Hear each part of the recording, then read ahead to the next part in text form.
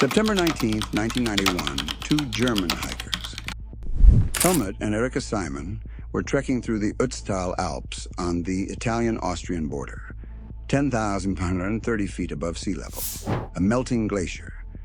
And then they saw something, a human head, shoulders, torso, poking out of the ice. The Simons thought they'd found a dead mountaineer, someone who'd slipped, fallen, frozen to death. It happens in the Alps. Tragic, but not unusual. They alerted authorities, and 4 days later, after struggling to extract the body from the ice, police delivered the remains to the Institute of Forensic Medicine in Innsbruck, Austria. Standard procedure for a climbing accident. But when forensic scientists examined the body, they realized this was no recent death. The man had a copper axe, a flint dagger, woven grass clothing, a bearskin hat. This wasn't a modern climber. This was someone from the Copper Age. Radiocarbon dating confirmed it.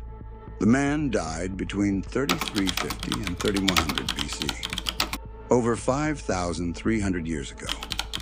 They named him Ötzi, after the Ötztal Alps where he was found. And he became the oldest natural mummy ever discovered in Europe. Not embalmed like Egyptian mummies, not treated with chemicals, just frozen, preserved intact, his organs, his tissue, his skin, his stomach contents, everything, perfectly preserved by the glacier. For decades, scientists studied Ötzi. They learned what he ate, what diseases he had, how old he was when he died. But they couldn't answer the most important question. How did he die? At first, they thought he froze to death. A hunter caught in a sudden storm, trapped at high altitude, succumbed to the cold. A tragic accident.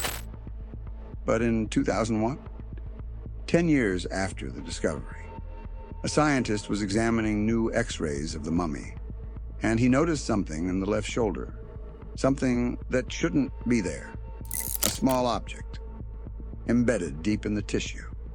They ran a CT scan, and what they found changed everything. It was a flint arrowhead, 2 centimeters long, lodged between his rib cage and his shoulder blade. Ötzi hadn't frozen to death. He'd been murdered, shot from behind with an arrow. And the deeper scientists looked, the more horrifying the truth became. Here's what they know about Ötzi. He was approximately 45 years old when he died. In the Copper Age, that was a good age. Life expectancy was short. He stood about 5 feet, 2 inches tall, weighed around 110 pounds, no subcutaneous fat, wiry, athletic, strong legs. His teeth were badly worn, gaps between his incisors. He had arthritis in his hips, knees, and spine. He had cardiovascular disease, hardened arteries. He was lactose intolerant, like most people of his time. He had parasitic worms in his intestines, whipworm eggs.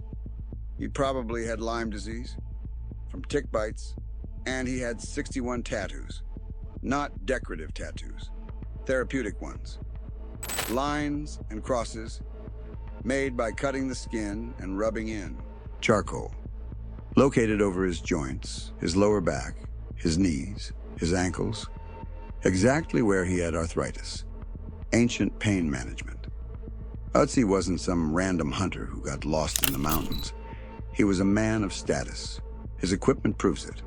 A copper axe. 99.7% pure copper with a U-handle.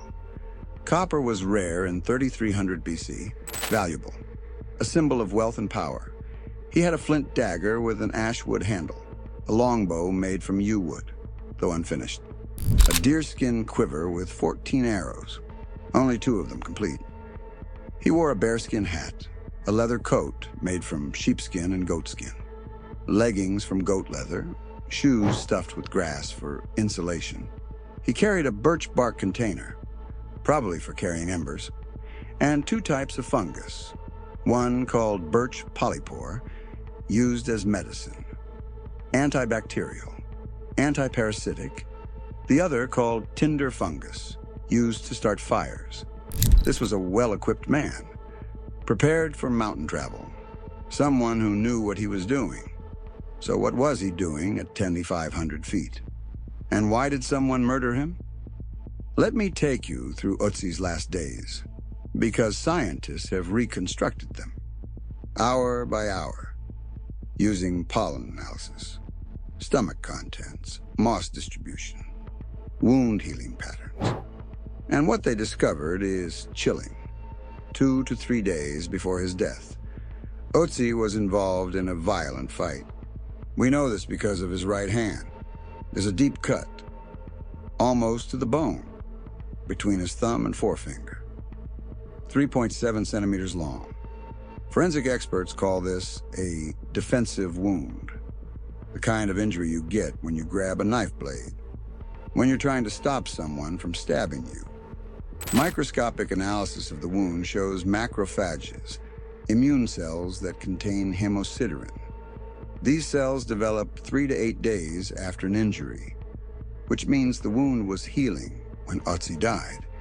He'd been in hand-to-hand combat, defended himself, got cut, and survived, at least for a few more days. Now here's where it gets interesting. Analysis of pollen and moss found on Ötzi's body and in his digestive tract shows he traveled over huge distances in his final 48 hours. He started at around 6,500 feet elevation. Then he went down to the valley floor, around 2,600 feet. That's where the fight probably happened, in the lower valleys, where people lived. After the fight, he traveled back up into the mountains, from 5,000 feet all the way to 10,500 feet, with a full pack of supplies. That's an exhausting climb. And he did it with an injured hand. Why? Was he running? Hiding? Trying to escape? Or did he think he was safe? About 30 minutes to 2 hours before his death, Ötzi stopped. He set up camp at 10,500 feet, and he ate a large meal. Scientists found it in his stomach, which had shifted position after death but remained full. They analyzed the DNA, the proteins, the lipids, the plant material. And here's what Ötzi's last meal contained: ibex meat, wild mountain goat, red deer meat, einkorn wheat, an ancient grain, and massive amounts of fat. 46% of his stomach contents was animal fat, specifically fat from the ibex. This wasn't a quick snack. This was a high-energy meal, the kind you eat when you're preparing for intense physical activity, or when you're in a high-altitude environment where you burn calories fast. The meat was dried or minimally cooked, preserved for travel. He also had traces of toxic bracken fern in his stomach. Why would he eat something poisonous? 2 theories. Either he used the fern leaves to wrap his food, like ancient plastic wrap, and accidentally ingested some, or he ate it deliberately, as medicine, because bracken has been used by indigenous peoples to treat intestinal parasites. And remember, Ötzi had whipworm. He might have been self-medicating. Take your time, prepare food. If you think someone is hunting you, if you're terrified, if you're fleeing, you grab food and keep moving. But Ötzi sat down, ate leisurely, possibly even made tea from fungus to help his stomach. He thought the danger was behind him.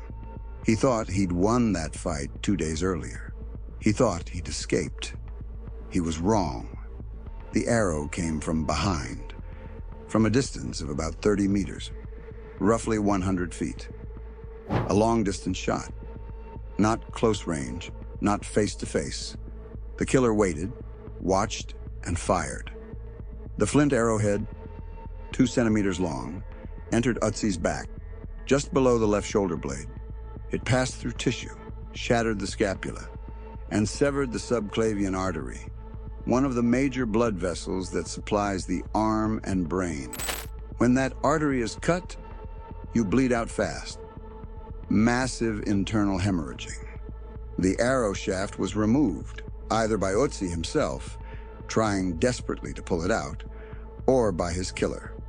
But the arrowhead broke off, and it's still there, lodged in his shoulder.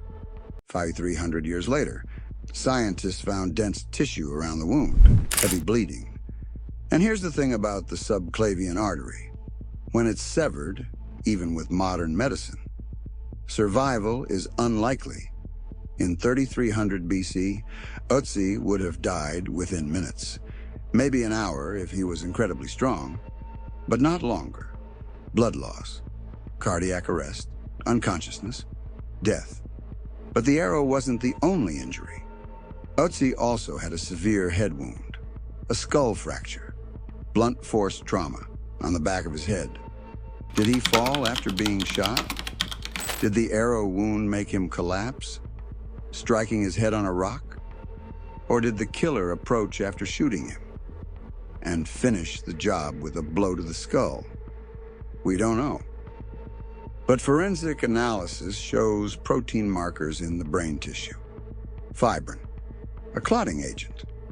It appears rapidly at wound sites, but disappears quickly. The fact that it's still there after 5300 years means Ötzi died immediately after these injuries. He didn't survive hours, he didn't crawl away, he was shot, he fell or was struck, and he died right there at 10,500 feet. And then something strange happened. His killer didn't take anything. That copper axe? Still there. The flint dagger? Still there. The quiver of arrows? The tools? The supplies? All still there. If this was a robbery, the killer would have taken the copper axe. Copper was valuable. That axe alone would have been worth a fortune. But it was left behind, which means this wasn't about theft. This was personal. In 2017, the South Tyrol Museum of Archaeology did something unusual. They called in a modern murder detective, Chief Inspector Alexander Horn from the Munich police, a forensic expert, a cold case specialist.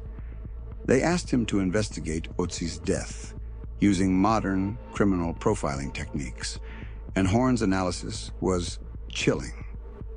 This has all the hallmarks of escalating violence, Horn said. It starts with a fight, hand-to-hand combat, defense wounds. Ötzi wins that fight, maybe even kills his opponent. But someone, a relative, a friend, a member of the community, wants revenge. They track Ötzi, follow him into the mountains, and they wait. They don't approach directly. They learn from the first fight.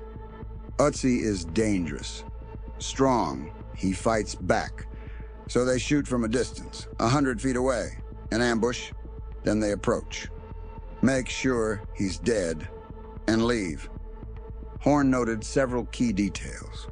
First, the distance of the shot. 30 meters is not an easy shot with a primitive bow, but it's the distance a skilled hunter would use. Close enough to hit, far enough to avoid confrontation. Second, the fact that Ötzi was relaxed when shot. His bow wasn't strung, his weapons weren't ready, he was eating, resting, he didn't see it coming. Third, the removal of the arrow shaft. Why would the killer do that? Possibly to retrieve the arrow, which would have been valuable, or possibly to remove evidence. If that arrowhead had distinctive markings, people would know who made it. By taking the shaft, the killer obscured his identity. And fourth, the personal nature of the crime. This isn't random violence, Horn explained. This is targeted, calculated revenge. The hand wound 2 days earlier. That was the trigger. Something happened in that fight. Maybe Ötzi killed someone. Maybe he injured them badly. And someone decided, this ends now. But there's another layer to this mystery. Why was Ötzi in the mountains at all?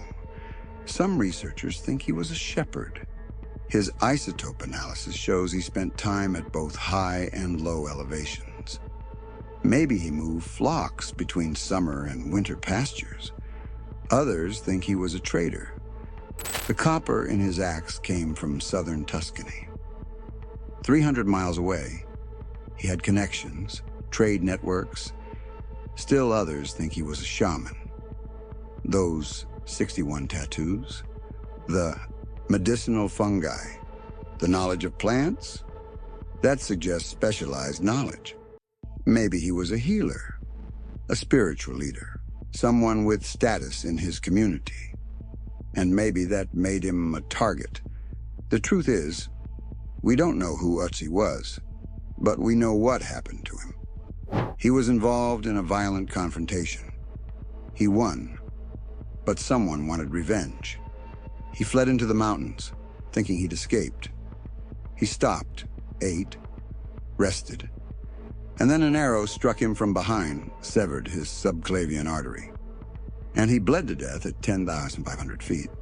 His body fell into a shallow depression. A storm came, snow fell, ice formed, and the glacier slowly, gently, preserved him for 5,300 years. Here's what makes Ötzi's death so horrifying. It's the oldest murder mystery we've ever solved, the oldest cold case in human history. And modern forensic science, CT scans, DNA analysis, protein markers, pollen distribution, allowed us to reconstruct it hour by hour, injury by injury. We know what he ate 30 minutes before he died. We know he had a knife fight 2 days earlier. We know the arrow was shot from 30 meters away. We know he bled out in minutes. This isn't speculation, this isn't theory, this is forensic evidence. But here's the truly chilling part. This murder, 5,300 years ago, looks exactly like murders today. Escalating violence, a fight, revenge, an ambush. Human nature hasn't changed. The tools are different, the technology is different. But violence, revenge, murder, that's been with us for thousands of years. Ötzi's death proves it. Today, Ötzi rests in a special coal cell at the South Tyrol Museum of Archaeology in Bolzano, Italy, kept at 21 degrees Fahrenheit, simulating glacier conditions, humidity maintained at 98% to prevent decay, to stop bacterial growth. The chamber is specially designed, sealed, monitored 24/7. Hundreds of thousands of people visit him every year. They look through a small viewing window into the freezer, and they see him, the Iceman, Ötzi, lying on his side, exactly as he was found. A man who died over 5,000 years ago, murdered in the mountains, frozen in time. His leather clothes are displayed nearby, his copper axe, his tools, his bearskin hat, everything preserved. You can see the woven grass in his shoes. You can see the stitching in his coat, made from pieces of 5 different animals. You can see his arrows, his dagger, his birch bark container, everything he carried that day. Scientists are still studying him. In 2018, they discovered he had brown eyes, not blue like earlier reconstruction suggested. In 2023, new genome analysis revealed he had male pattern baldness, dark skin, a predisposition to diabetes and obesity, though he was lean at death. Every few years, new technology reveals something new. But the basic story, the murder, that's been solved. Shot from behind, bled to death, left in the mountains. The oldest cold case, finally closed. Let me put this in perspective. When Ötzi died in 3300 BC, the Egyptian pyramids hadn't been built yet. Stonehenge was still under construction. Writing hadn't been invented in most of Europe. This was the Copper Age. People lived in stone houses, cultivated wheat, raised livestock, but they were still using stone tools for most things. Copper was new, rare, expensive. Ötzi having a copper axe meant he was wealthy, or powerful, or important, and someone killed him for it. Not for the axe itself, because they left it behind. but for something. A grudge, an insult, a fight gone wrong. We'll never know the full story. We don't know Ötzi's name. We don't know his killer's name. We don't know what the fight was about, but we know how it ended, with an arrow from behind at 10,500 feet. And 5,300 years later, we can prove it. Here's what should fascinate you. Ötzi is the only Copper Age human we have like this. Completely intact, organs preserved, stomach full, weapons present. Every other person from that era, we have bones, maybe some pottery, maybe some tools. But Ötzi, we have everything. We know he had bad teeth. We know he had arthritis. We know his last meal was ibex fat and red deer. We know he walked 25 miles in his last 2 days. We know he got in a knife fight. We know he was murdered. This level of detail, for someone who lived 5,300 years ago, is unprecedented. And it's only possible because of the glacier. If Ötzi had died in a valley, his body would have decomposed. If he'd died in summer, his body would have rotted. But he died in autumn, at high altitude. And a storm came immediately after. He was buried in snow. The snow compressed into ice, and the glacier preserved him perfectly for over 5,000 years until 1991, when the glacier started melting. Climate change exposed his body. If the Simons had hiked that trail 1 year earlier, they wouldn't have found him.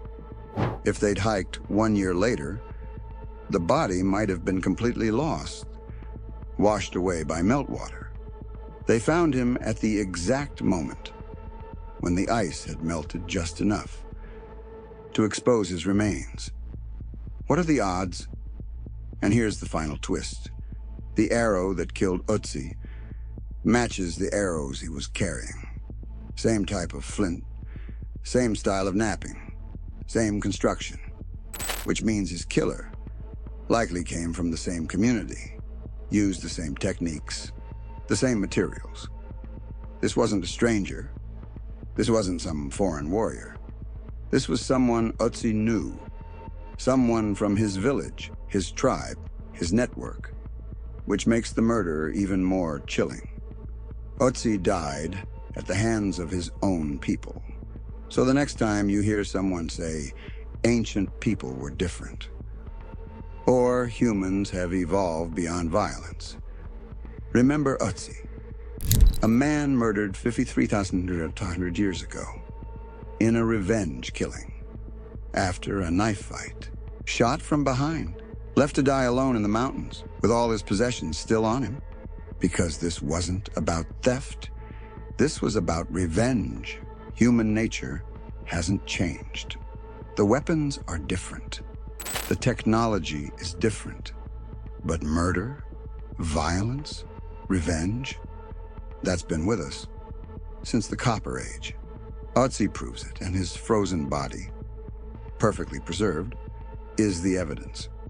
If we can solve a 5,300-year-old murder using modern forensics, what other ancient mysteries are waiting to be solved?